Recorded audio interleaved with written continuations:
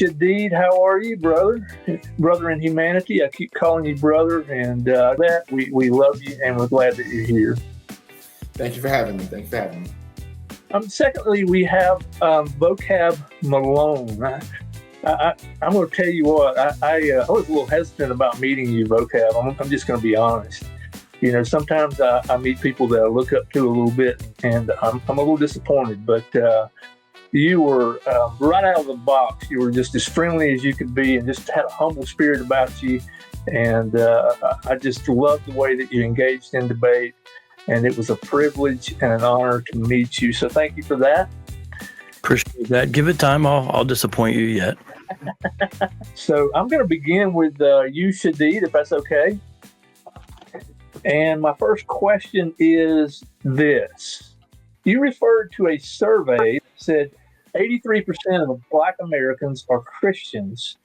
I think this question comes from, you mentioned a survey that said 83% of the Black community, Black Americans are Christians. By that logic, if we survey all trans people asking if their assigned gender at birth was correct, probably 100% of responders would answer no.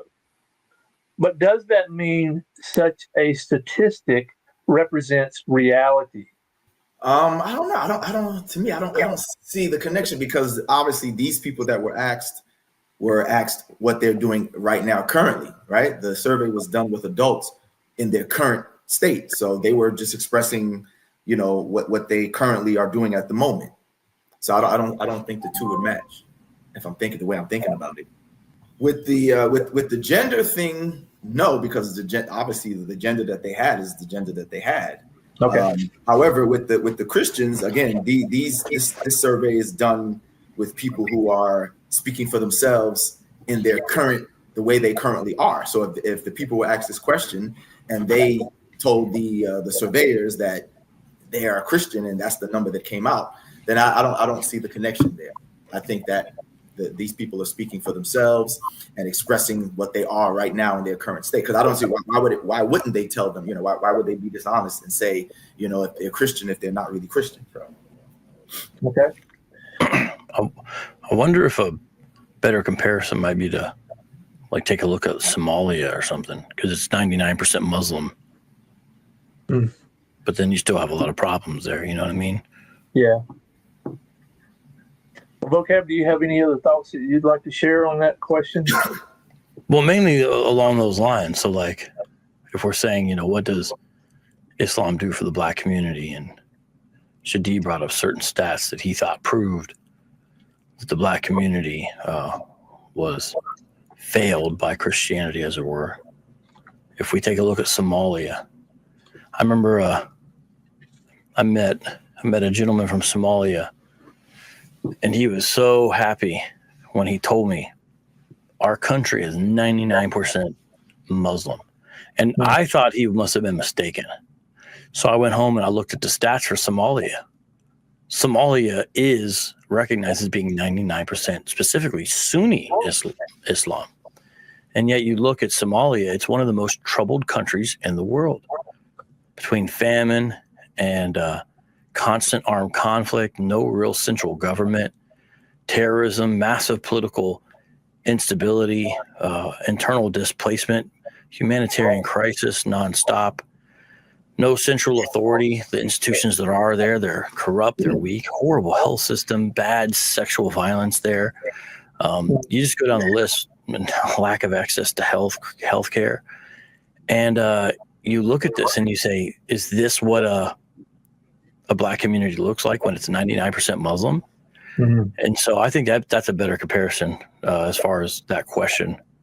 Because I could see why Shadid might be kind of perplexed about the way that question was framed. Because to be honest, no disrespect to the questioner, I think it was kind of an odd question that didn't really make much sense. I think the Somali comparison's a much better one, to be honest. Yeah, I would agree. Even as I was reading it, I was struggling to put it into my own words and help the person out a little bit there. But Shadid, you didn't have a whole lot. You didn't comment a whole lot. So we want to encourage dialogue here. So if you have any further comments on what. So I have a question here on my side. Okay, Brother Fassi, go ahead. See if they can hear you. You brought up trans people, how they gave an answer about the gender assigned at birth. How does that relate to somebody else making a decision for them when they were not able to consent to whatever gender they were assigned, compared to full adult people, fully able to consent to a question and fully able to express themselves what religion they follow? What is the correlation there? Well, before Vocab responds there, I'll just say again that this was a question that did not originate with us. This was a question that come to us from an individual. They don't tell us who it is, but Vocab, I'll let you respond if you would. Yeah, I would agree with you, the person that just spoke. I think you're right. I don't think it's a good correlation at all. I don't think it makes, and again, no disrespect, I don't know who asked it. Yeah. I don't think it makes much sense of the discussion, to be honest. I think I understand what they're trying to get at, yeah. But I guess they're just going to have to go with a better example. I really do think a much better example is Somalia. 99% Muslim, and it's one of the, for decades now, not just like in the past couple of years, frankly, one of the worst places to live in the world. And it's not even a Shia Sunni divide. It's 99% Sunni Islam. And yet it's a place that you would not want to currently be in, not because of the people, not because of necessarily the land or the climate, but because of the conditions there. Yeah. And you say Islam has not helped that black community at all. 99%. It's almost impossible to get higher than that. You know, you probably can't find any society in the world that would say 100% of anything. And here in Somalia, you have 99% Islam, and it's one of the worst countries in the world. My response to that would be that we can't forget that what happened to them, though. They've been, they've been invaded, they were destroyed, and they've been destabilized, which is, unfortunately what some particular countries like to do, right? And we already know about what happened years ago with Black Hawk Down. Somalia is being punished for what they've done, so they're being, they've been destabilized, and unfortunately, the chaos has ensued. So, who do you think invaded? Who invaded Somalia? Just go back to Black Hawk Down. Well, yeah, but see, if you go back farther, Somalia was part of the Axumite Empire, and it was essentially a Christian empire. And Christianity ended when Islam came in. And Somalia didn't see Christianity again until Italian colonization. And I'm not going to consider that true Christianity. But in the meantime, what do you have? You have Islam. First it was Christian. And my understanding of that empire was they were doing pretty well. Mm. So it seems like Islam's really responsible for the failure of Somalia. In a lot of ways, I would say. Now, history will definitely show that Western powers messing up Somalia, that they're at fault. Just like all over Africa, not whether it's a Muslim country or a Christian country. The Western powers have definitely cut up and beat up Africa so bad that all over Africa, whether it's a Christian country in Africa, Africans are suffering regardless because of what the West has done to them. So don't forget the Berlin Conference, when the Western powers came together and decided they were going to colonize and take and so Africa's just been going through a lot, regardless of what religion they practice. Well, yeah, I agree with you, Shadid, as far as the fact of what you've seen colonization and imperialistic powers do to a lot of the African continent. No disagreement about that. And it's not good. And that's not something that anybody could deny. But, when you go back to early Arab sources, they indicate a Christian presence in Somalia. It just seems like Somalia has been under Islamic rule much longer than it has been under Christian rule, is what I'm saying. You see what I mean? But it wasn't until the Italians colonized the place. Before that, it was Islam, is my understanding. And now it's Islam again. But anyways, to me, that's a better example would be look at modern day Somalia. But of course, Shadid, you're right about some of what you said. I'm not going to disagree with that, of course. Okay. I have two questions, but I'm going to ask one. I want to know, why does Christianity not clearly condemn racism the way Islam does in the Prophet Muhammad's last sermon? I guess that's directed at me. Yeah, I think. Go ahead, Vocab. Yeah, I would say there's a fault in the assumption of the question. The idea that you have clear denunciation of racism in Islam is something that I would definitely challenge. But on the Christian side, Christianity is replete with statements of full-on equality. You know, you start with Adam, the fact that we all come from one. So the book itself begins with one head of all humans, and there's no distinction or difference there. And that means all humans are made in the image of God. This is something I brought out in the debate. And this is not trying to be disrespectful, but Islam does not have a concept of imago Dei the way Christianity does. And so I would say Christianity has a much greater theological resource at its disposal by saying all humans are made in the image of God. It doesn't mean we look like God because he's not a physical creation. What we're saying there is that the characteristics and abilities God has endowed his humans with, and that means they have automatic dignity, no matter what they believe or anything like that. That's the first step. And then you see that played out. Even in ancient Israel, when a foreigner would come in and become part of Israel, the scripture says in the Torah that there would be one law for the resident and for the alien who's a resident alien, for the native born and the resident alien. So there's an equality in ancient Israel when people will become full part of the community. Then you go over to Christianity and it's just replete with statements of equality. So Paul in Galatians 3:28, there's neither Greek nor Jew, slave nor free, male or female. Paul also says he even puts barbarians on the list in Colossians, meaning he says, even you're equal to barbarians. And it doesn't say even, I'm saying even, because that would be a big shocker to see people who would be like these elite Greeks have equality with barbarians, but yet it's in the book of Colossians. So you go down the list, Ephesians 2, the whole chapter is about breaking down the dividing wall of hostility between Jew and Gentile. So to the questioner, I just don't know what she's talking about. And then when you go to the modern era, you have abolition, the removal of slavery, and the civil rights movement. Those are both Christian-led, Christian-inspired, and Christian undergirded. So I think a mistake is in the question itself. So I would say in response to that, I would disagree, of course, because we do see that especially when it comes to the Old Testament, there was this distinction between the Israelites and others, right? That's why there was always that stigma about the Gentiles, and that carried over into the New Testament.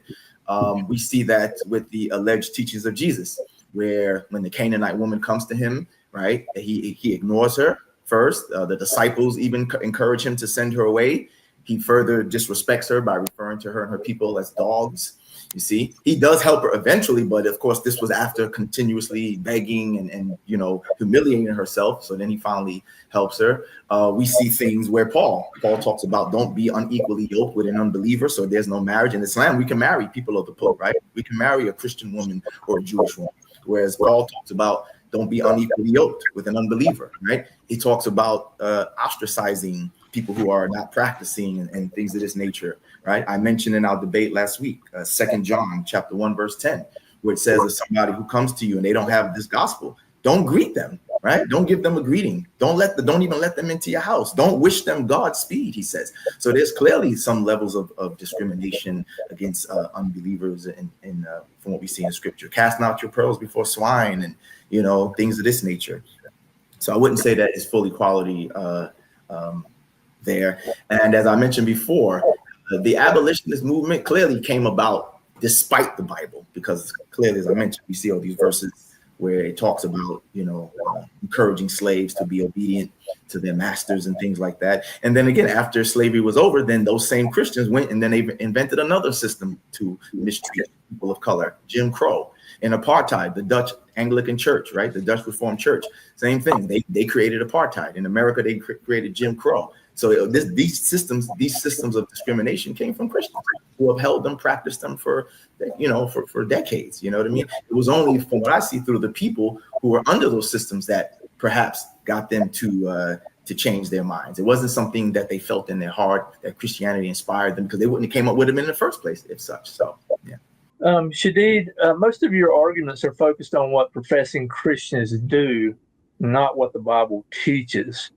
So would you agree that you should not judge a religion, whether it be Christianity or Islam, by how someone misrepresents it?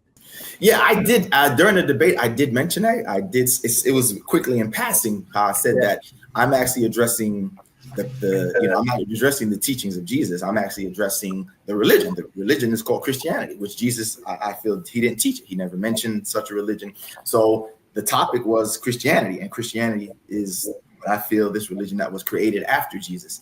And so I felt that I was still on topic, addressing the supposed religion that was created after, and how it has failed the Black community who claims to practice this religion, and how, as I demonstrated through the statistics and things, how it has failed them.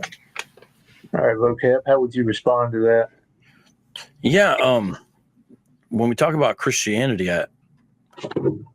I think that what we're talking about is true Christianity and true Islam. Because if we were gonna do that, then I could have spent the whole debate bringing up ISIS. I could have said, well, these folks point to the sources and they say that they're true Muslims, and here's their rationale. And I could have just talked about ISIS, who does practice slavery, especially sex slavery with Yazidis.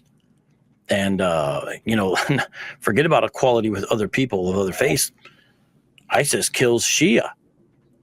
So, I could have went in great detail, just talked about what the Islamic State has done and wants to do. I think I mentioned them one time in the debate. So we could certainly do that, and I could just talk about Boko Haram the whole time, kidnapping little African girls to turn them into sex slaves, or some of the other Islamic armies that take young boys from villages to turn them into child soldiers, do things like force them to kill their own family members so that they can survive. This is activity where the people are, by and large, in most of these instances, I mean, Boko Haram and ISIS, obviously, they're saying we are faithful Muslims. Mm-hmm. So, if that's the way we're going to do it, I mean, it'd just be a very, I would think, unfair and uncharitable discussion if we were just going to do it that way. So that's why the question is, what does the text teach? What does the text teach? What does it say? And then we could go to examples, but there's some massive denial of reality when Shadid says that the abolitionists were not inspired by their Christian faith. Now, was every abolitionist a Christian? No, and I can tell you what, none of the early abolitionists were Islamic, but the fact is the best examples, or the biggest examples, William Wilberforce. He wasn't just a Christian Anglican. He was self-described as an evangelical. That word was in use during that time. He was an evangelical. He wasn't just a stoic Anglican, because almost every Englishman would say they were an Anglican at that time, almost all of them, especially the elites. William Wilberforce was an evangelical Christian. John Brown was an evangelical Calvinist Christian. And those are just two. Then you start talking about the slaves themselves. Nat Turner, his inspiration was the Bible. Denmark Vesey. You just go down the list. So we're just living in denial of reality when we act like this is done in contradiction to Scripture, when they are telling you, this is my motivation, and they're pointing to Scripture. They're pointing to the example of Moses and the Exodus. That's what they're pointing to. I just think we should at least recognize what they said and not say, no, that's not right. I'll tell you what it really is. So to me, that seems a little unfair to deal with it that way. See, that's interesting, right? He could point to Moses, but Moses wasn't Christian. You see what I'm saying? No, you notice you didn't mention that they pointed to any Christian text, because they couldn't. What could he point to? Ephesians 6:5, 6:9, where he's already telling slaves to obey your masters. You see what I'm saying? So a lot of things in the New Testament would encourage, as we talked about, the slaves to be obedient to their masters. Even if your master is cruel and harsh, obey him like you love Christ. You see what I'm saying? So they would have to look at Nat Turner's inspired by the Old Testament.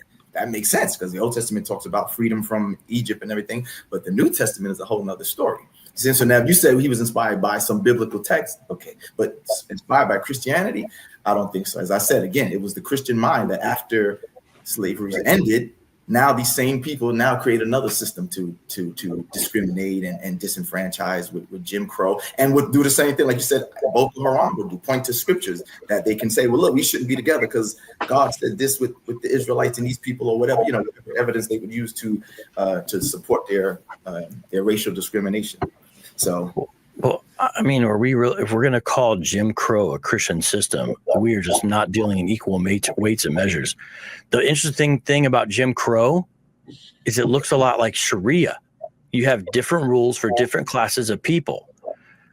You have second-class citizens who have to pay extra money and have limited opportunities. Jim Crow looks like Sharia, where a minority, now in one case it's an ethnic minority, in another case it's a religious minority, where you do that. So it's just bizarre to act like Jim Crow is a Christian creation. It was, though. It was. You look up the history of it. It was. How do you explain groups like the Deacons for Defense? It's a good movie. Again, these are black. Yeah, the Deacons for Defense, again, are going against Christianity. Christianity, Jesus said, turn the other cheek, didn't he? So the Deacons of Defense, they're not using Christianity because they're getting guns to fight back against these white racists, right? And the Klan and things like that. So they're not using Christianity. That's some outside thinking where they're like, man, these people keep beating up on us. We're supposed to, we want to get guns. So the Deacons of Defense were just black people who are trying to cope with this religion, and they're figuring out ways to maneuver their ways through it. But the Deacons of Defense, that idea is not Christian, right?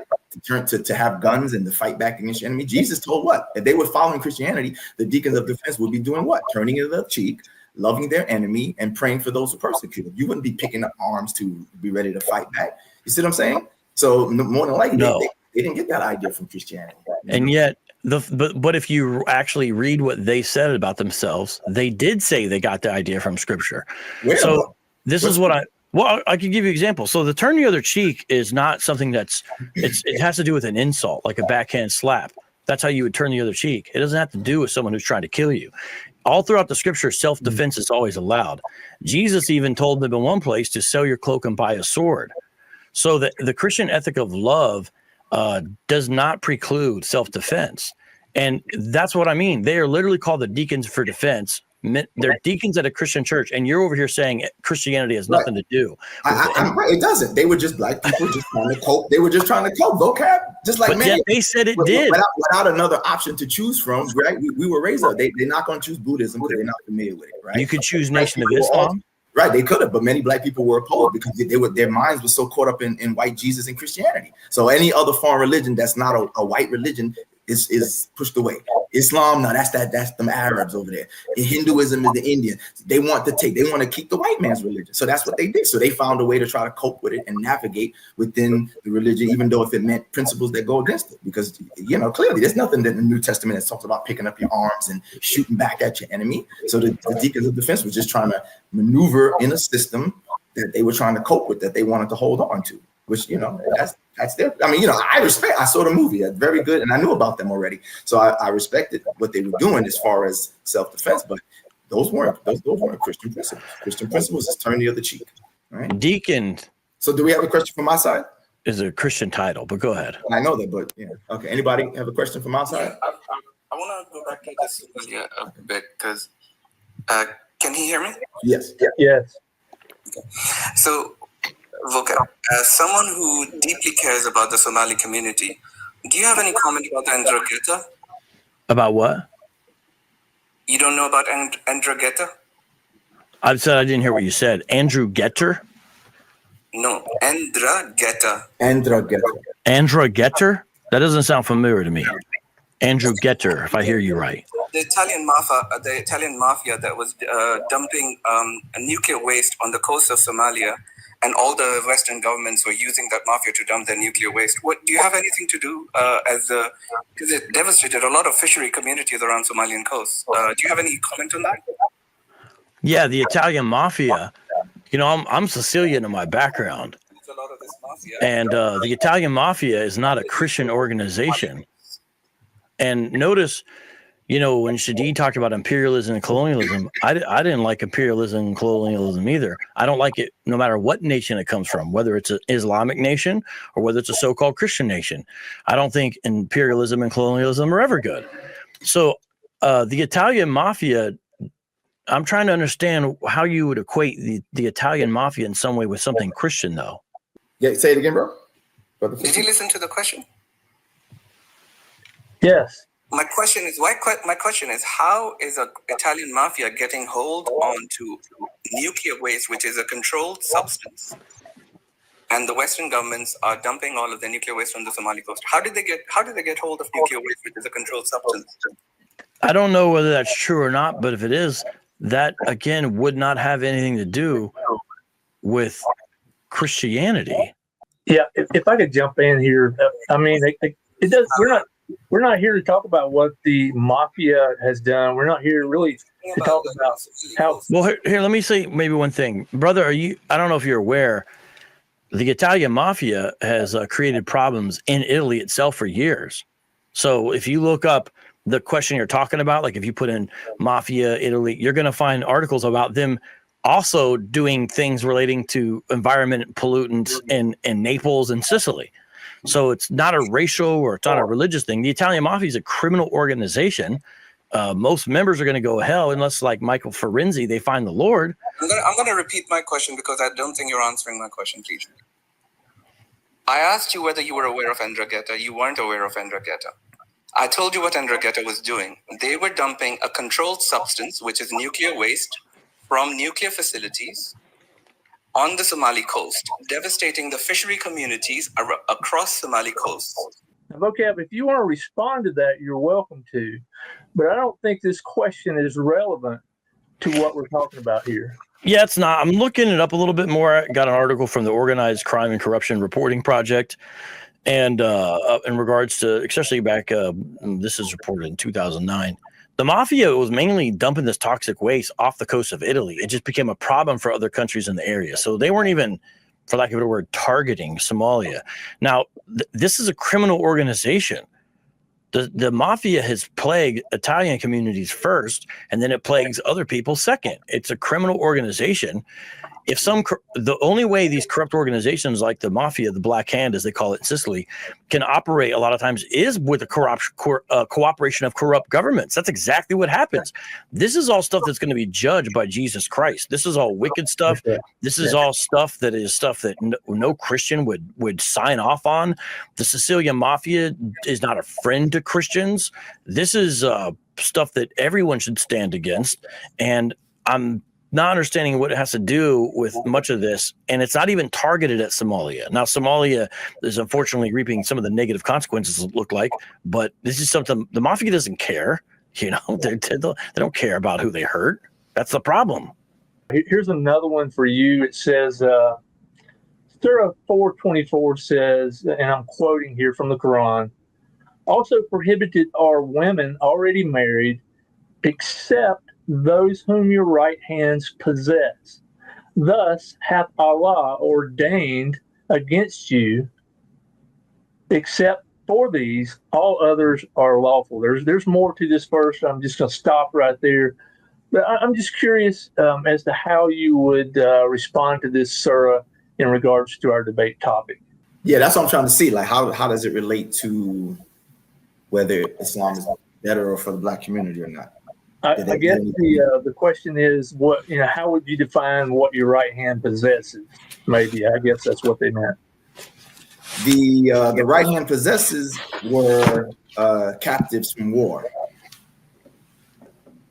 So okay. we still do war captives now. War captives are in the Bible. So this was something that is addressing how to handle the situation with war captives. What was the question again, though? I'm not sure. I'm so sorry. I didn't fully understand the question itself. So the question is dealing with Surah 4:24, which talks about marriage and what's prohibited and what's allowed.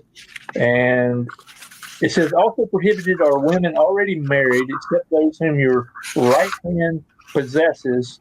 Thus hath Allah ordained against you, except for these, all others are lawful. So, I'm assuming the question has to do with what we might call sex slaves.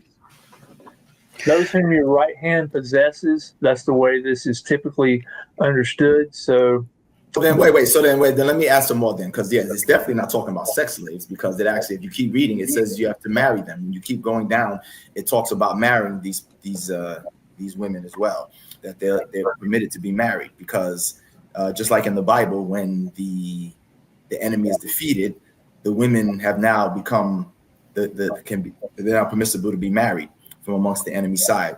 Same thing you find in the Bible, but it's not talking about sex slaves, no, because it says you have to marry them. Right? Reading the verse, it says, "And lawful for you beyond that is that you seek them with your wealth in wedlock," right? With wedlock, not in fornication.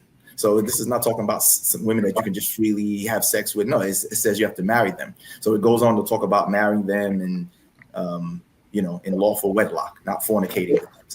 Just to be clear, Shadid, I'm sorry, were you finished? No, yeah, go ahead.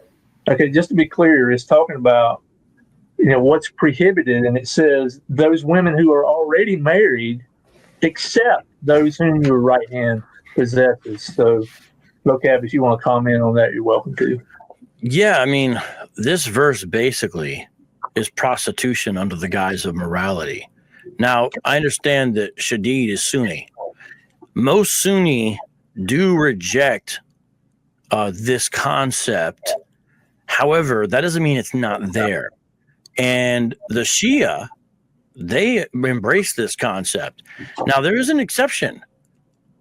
Some Sunni states do have versions of this concept, this sort of sex slave marriage, Jordan, Saudi Arabia, and Egypt. Mm-hmm. And the way it gets justified is the basis of this phrase right here. Those whom you enjoy, and that's related to a word that is called muta. And so then it says, there is no sin for you in what you do by mutual agreement after the duty. So if you pay the woman, then it's all well. Now, here's a hadith that shows that this is true, where you have Sabra Juhana, who says this, quote, Allah's messenger permitted temporary marriage for us. So I and another person went out and saw a woman of Banar Amir who was like a young long-necked she-camel. We presented ourselves to her for contracting temporary marriage, whereupon she said, what dower would you give me? I said, my cloak. My companion also said, my cloak. And the cloak of my companion was superior to my cloak, but I was younger than he. So when she looked at the cloak of my companion, she liked it. And when she cast a glance at me, I looked more attractive to her. She then said, well, you and your cloak are sufficient for me. I remained with her for 3 nights. And then Allah's messenger said, he who has any such woman with whom he had contracted temporary marriage, he should let her off. And there's another version where Muhammad, quote, says he says something similar. And he says this, O people, I had permitted you to contract temporary marriage with women, but Allah has forbidden it now until the day of resurrection. So it seems like there was a change in it. And, when you look at this, it's also problematic because Muslims are forbidden to marry women who are already married, except for slave girls. And Ibn Kathir explains that. I don't want to keep on going, but this is a problematic verse. Now, I understand Shadid probably in his heart does reject it as a Sunni, but not all Sunni agree, and the Shia definitely don't agree, and I don't think the sources agree. Well, I wouldn't bring the Shia into it because that's not mainstream Islam. That's like me quoting you something from the Mormons or something like that. Like, come on, man, you know better than that. So again, the verse I'm gonna let the Quran speak for itself. The next verse continues, right?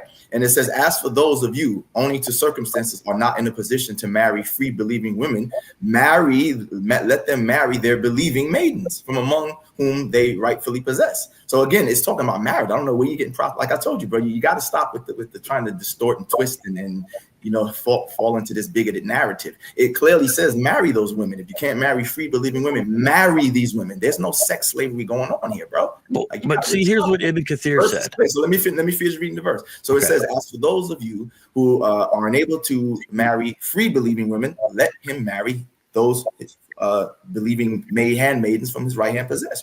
And Allah knows best your belief, and the ones of you who are from the other. So marry them. It says there's no sex slave, there's no temporary marriage. Is this, you know what I mean? So that's a complete distortion of the text, bro. It's talking about how you're permitted to marry these women, because when they became captives through the war, just like in the Bible, their marriages are annulled now, right? Their marriages are annulled. So just like in the book of Deuteronomy, when it says you see a woman, a beautiful woman from the enemy side, you're allowed to take her, right? Clearly, whatever situation she had has been annulled now. So you can take her. According to the Bible, you got to shave her head, and she has to take off the clothes that she was captured in, and she has to wait 30 days, and then she's yours. You see, so Christians, y'all can't be hypocrite if you're going to follow your Bible. The Quran is saying marry them. This is not prostitution or temporary marriage or anything like that. And as you can see from the verse, it's not even saying that you can freely have intercourse with these right-hand possessors. It literally says in the next verse, marry them. If you can't marry free women, marry the believing maidens whom your right hand possess. Marry them. Marry them. Marry them. Well, so Ibn Kathir, he explains that, yes, Muslim men are prohibited from marrying women who are already married, but then he gives this exception. And here's the quote from Ibn Kathir. Those whom you acquire through war, for you are allowed such women after making sure they are not pregnant. Imam Ahmad recorded that Abu Sa'id al-Khudri said, quote, "We captured some women from the area of Atwas who were already married, and we disliked having sexual relations with them because they already had husbands. So we asked the Prophet about this matter, and this ayah was revealed. Consequently, we had sexual relations with these women." And 424, marry them, marry them, marry them. Quran speaks for itself. But what I'm saying is these are... But what I'm saying is the Quran is clear. The Quran is clear. As for whoever of you unable to marry free believing women, let them marry the believing maids whom your right hand possess. Allah knows best that you are the one from the other. So marry them by the permission of their family. Right there. Marry them, marry them, marry. It's very clear. Very clear. Well, Ibn Kathir notes that I have to look at it, but I'm just telling you what Allah says. On Nasa, Ibn Jarir, and Sahih Muslim all agree on this. But Allah said. Well, I don't think Allah wrote this, but I don't think it's clear what it says. I know Allah didn't write Ibn Kathir, but Allah revealed the Quran though. And Allah said, what did I just read Allah say? No, I'm saying I don't think you're the one. Allah said. I'm going by what Allah said. I'll have to look into deeper because I don't have Ibn Kathir right now, but I can see what Allah clearly said. Allah said, marry them, marry them, marry them. So well, you're saying it's clear, but Muslims don't think it's clear. It is. And that's why this is subjective. Allah said marry them. So this verse is the basis for the Allah practice of seizing so-called infidel women, making them sex slaves. Again, you're lying again, Vocab. That's not a lie. That's what ISIS and Boko Haram use this verse. It's about with war, bro. You're lying. It's about when you're in war, bro. Wait, hold on. Shadid. Bro, cut it up, bro. Let's just move on to the next question. But Shadid, I'm not lying. Yes, Shadid, you are. we can disagree. Yes, you are. The verse doesn't say to just capture women for. You said prostitution. You lied, bro. No, I'm saying that this is not called marry them. So you're lying, bro. You're lying. It doesn't. Shadid, you're not really listening to me, so you're not. No, I don't. Yeah, because you're lying, bro. It doesn't say prostitution. Shadid, but you need to know what I'm saying before you say I'm lying. Bro, number one, Shadid, remember. Shadid, I was very fair. I said that you would not agree with this. Remember, I specifically said that. So I recognized off jump you wouldn't have that position. So I understood you would not have that position. I immediately recognized you as having a better position than, for example, the Muta situation. But I'm not lying when I bring up Shia or the examples of Islamic states that allow this. Number one, I know you're not, but what I'm saying, you're not the only Muslim in the world, Shadid. Shadid, you're not the only Muslim in the world. And just lastly, I wasn't lying when I said ISIS and Boko Haram use this verse for the idea they're allowed to have infidel sex slaves. You may not agree with my position, but I'm not lying about those issues, Shadid. See how you're being dishonest again? We were talking about the verse, bro. When you started talking about Boko Haram, that was about another subject here. Now we're talking about this is the verse they cite. But you didn't bring that up when you were talking about Somalia, bro. You're lying. This verse doesn't say that. So stop it. What does Somalia have to do with Boko Haram? I'm perplexed, but just try to be fair because I'm trying to be fair to you and you just start calling me liar. I'm over here trying to nuance my position and you just say liar. But you're not really being nuanced at all. I read the verse. How many times the Vocab? The verse is very clear. That's your opinion, but allow me to express other Islamic views. I think the point's been made, Shadid. If you have a question for Vocab that you'd like to ask at this time, let me know. If not, I have one for him. Okay, so he was mentioning in regards to the war spoils in Islam, and we're talking about women who are taken home, are taken care of, given education, given home and clothes and food and everything. We have regulations about these kind of things. I'm asking the Christian, how do they deal with the war spoils according to Christianity? What do they do with the woman? Because we know that they have passed through so many wars. We know the Crusades. How did the Crusades deal with the woman that they captured in war? Because that's counted as a war spoil. Go ahead and answer me. Yeah, a couple problems in the question. The idea that Muslims are going to capture a woman and then educate the woman? What?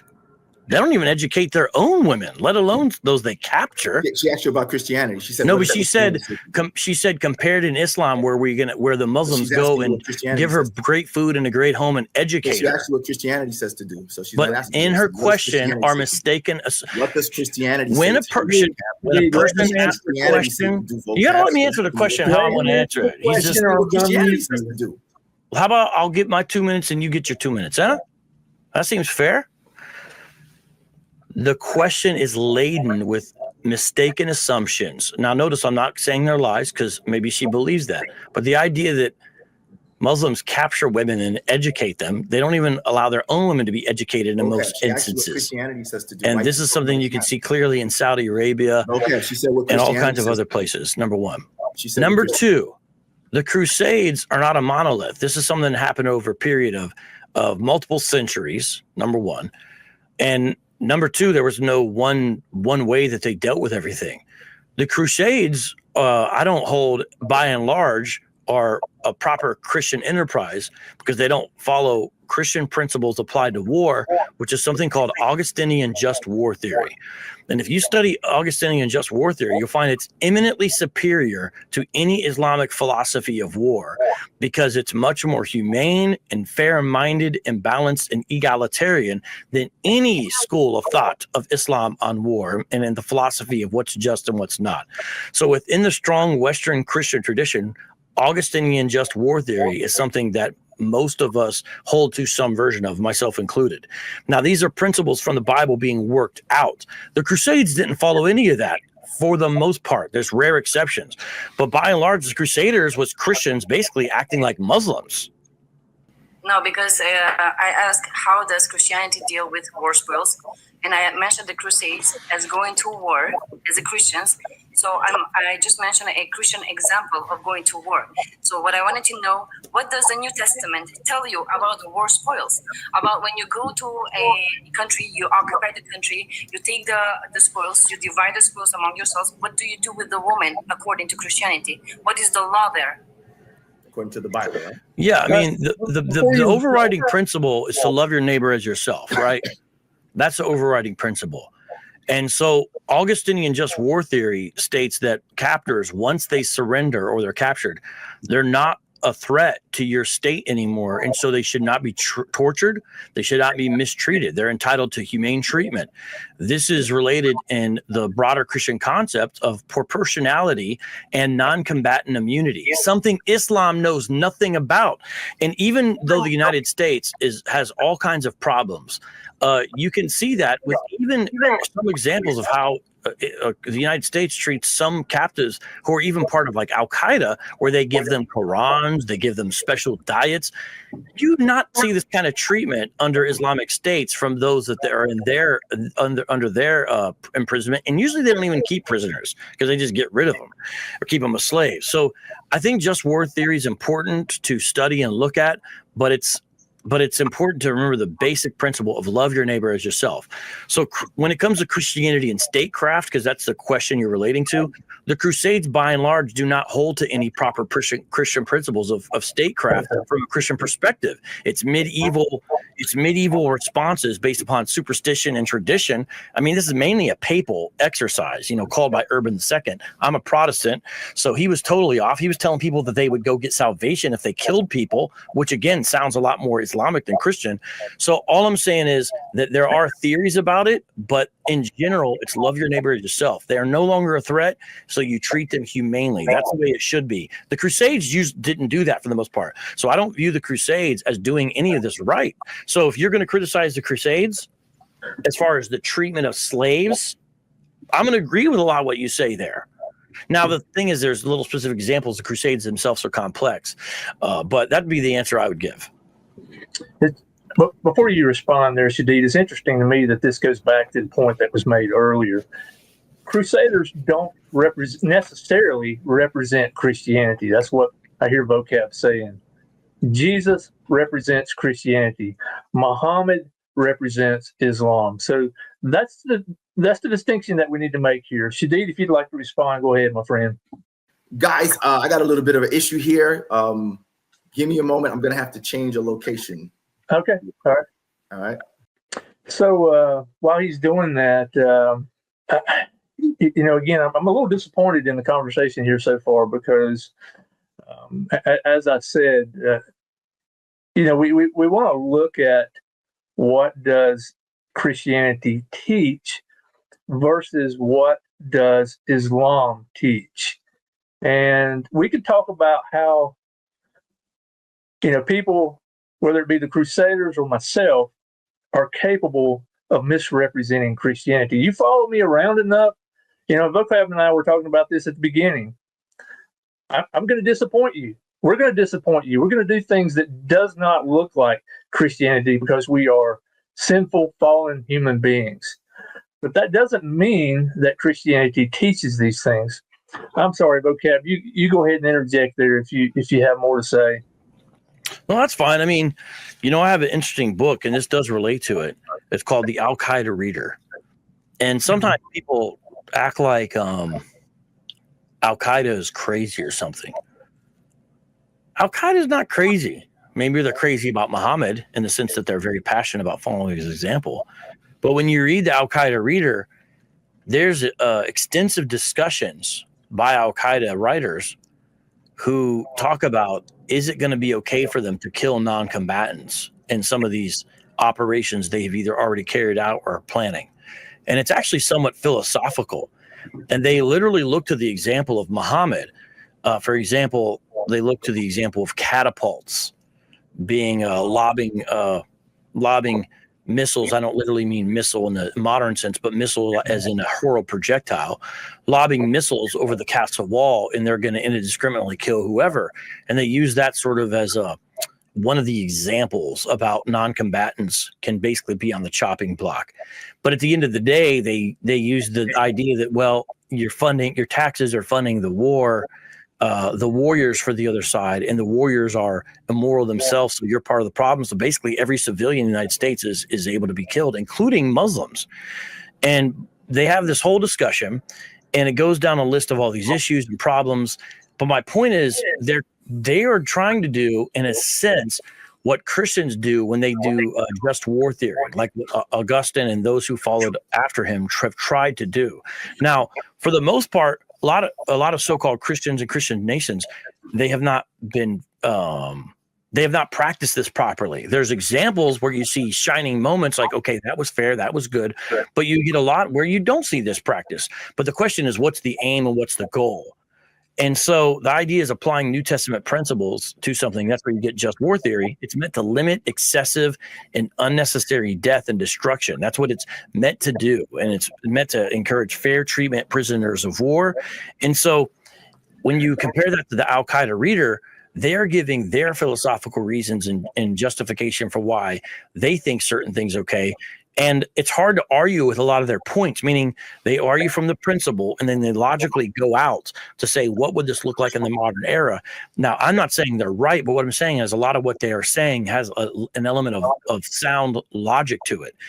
And so I don't see these traditions about just war from each of these perspectives, or maybe I'll say philosophy of war, equal at all. The goal of what a Christian war ethic should be is much more superior to any version of the Islamic war theory because of the examples of the people who lead these religions, Muhammad and Jesus, and because of the fact of the principles that you have to apply when you get into this philosophy. But it looks like Shadid is back with us, so I don't want to go on to. Yeah. So again, bro, this bigotry that I'm hearing, where you continuously try to, everything is Islam, bro. Everything is Islam, and Al-Qaeda is not crazy, bro. Cut that out, man. For real, stop that. Okay, that's a bunch of bunk. Even scholars have, denounced what Al-Qaeda has done or ISIS has done. Many scholars of knowledge have said what these people are doing is wrong. So please stop this attempt to, constantly trying to. This is the bigotry that I was talking about, right? This attempt, this type of white racist bigotry that attempts to demonize, all of Islam and make it look like, oh yeah, these people are not really crazy. They really represent Islam. Cut that out, bro. Stop that, for real. Like I said, it's really bigotry. Okay. The majority of Muslims are not supporting that. Scholars have denounced what they've done, and yet you bigots still try to keep coming on with this. Oh, those people are not really on the outskirts. They're not fringe groups. They really represent Islam. They're really telling the truth. Stop it. That's a bunch of nonsense. It's a bunch of bigotry. And I noticed you couldn't answer her question. She asked you what Christianity says, and you offered nothing. You know why, Sister Yaren? Because the Bible, well, at least the New Testament, offers nothing. Right? The most they could do is they would have to go to the Old Testament, and we know what the Old Testament says to do with captive women. So notice he couldn't give you an answer from Jesus. Jesus doesn't tell you anything to do when you go to war and what to do with captive women. So at the most, the Christians would have to refer, and that's what they did. They would have to refer back to the Old Testament, because Jesus didn't tell you what to do when you go to war, right? What just war theory? Jesus didn't go to war for you to give you any instructions on how to handle these situations, okay? So it's a bunch. That's like me reading from the Ku Klux Klan.